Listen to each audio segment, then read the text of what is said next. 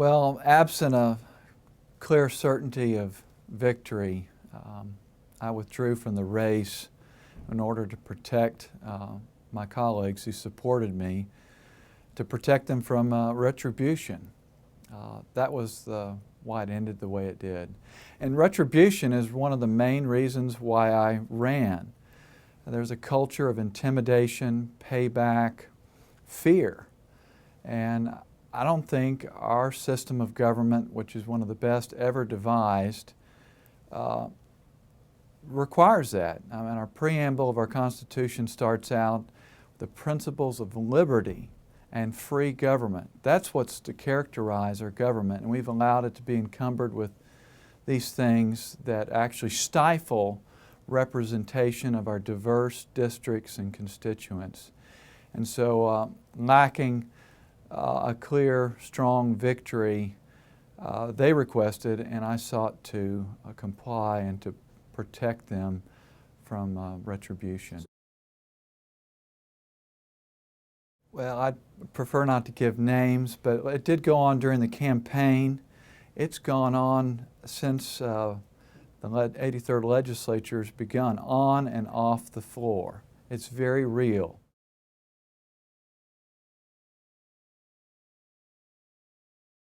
Well, I still do believe it could have been won on Monday. Now, it did look more difficult at that point, but the Republican and Democratic caucuses are very fractured. Now, the good thing about that is that people can act independently. And I got to talk with nearly every member of the House. It was a really good process. And the message was very well received. It's appreciated.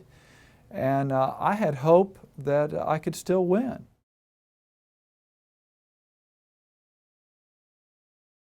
That is correct. I did not go after his conservatism, the quality or degree of it. I went after the application of the rules. But didn't you say that the personality was important?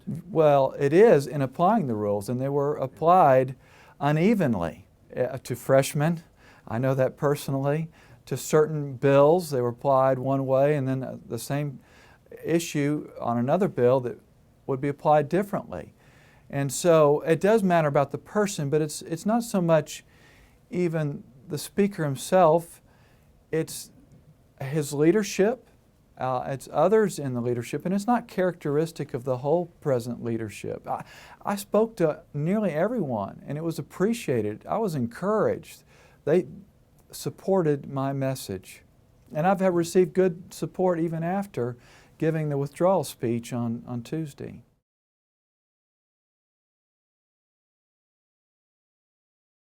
They've tried to intimidate me already, but I just smile and love them back, and I'm going to continue to do it. The best way to deal with a bully is to stand up to them, to love them, to agree with them where you can on principle, to oppose them on principle. And that is the best way I, as a representative, can stand up for my district, and other representatives can stand up for their districts.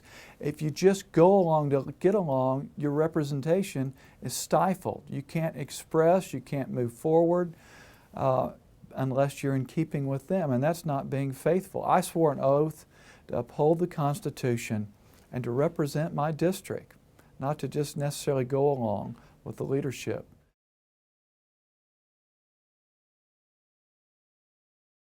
I'm very hopeful. It's a great opportunity for the leadership to implement some of the reforms that we've spoken about. I've already seen some of them implemented. 2 days now, we've met on time. The clock didn't stand still. And if we can be faithful in small things like that, I'm hopeful they will take the leadership and enact the courage to be faithful in larger things.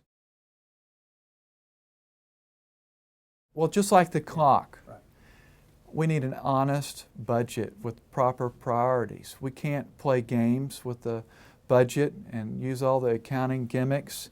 And I'm grateful that the Speaker and the Governor are now saying those things. I spoke about them during the session. I spoke about them during my personal privilege speech. I'm very glad to see those things. Now, we got to hold their feet to the fire. We got to really do it.